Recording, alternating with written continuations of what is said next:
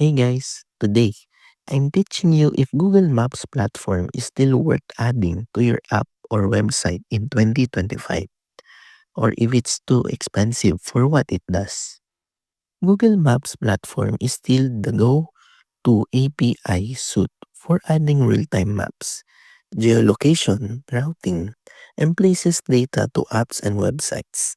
With global accuracy, sleek design, and deep features like Street View, traffic overlays, and autocomplete for addresses, all backed by Google's infrastructure, which makes it deal for delivery apps, booking platforms, real estate, or any service needing location data.